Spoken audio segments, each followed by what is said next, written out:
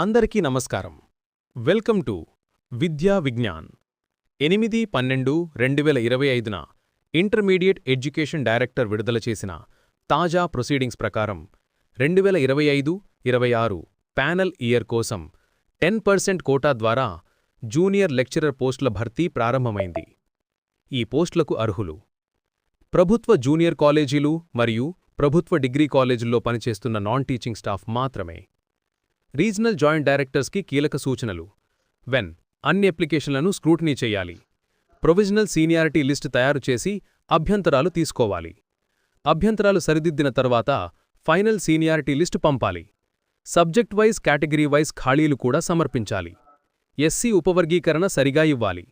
Eligibility and qualification confirm చేసి 10 రోజుల్లో report పంపాలి. ఈ ప్రొసీడింగ్స్ వల్ల నాన్ టీచింగ్ స్టాఫ్కు జేఎల్ పోస్టులకు ప్రమోషన్ అవకాశం లభిస్తోంది. మరిన్ని ముఖ్యమైన ఏపీ గౌట్ అప్డేట్స్ కోసం విద్యా విజ్ఞాన్ ఛానల్ను ఫాలో అండ్ సబ్స్క్రైబ్ చేయండి.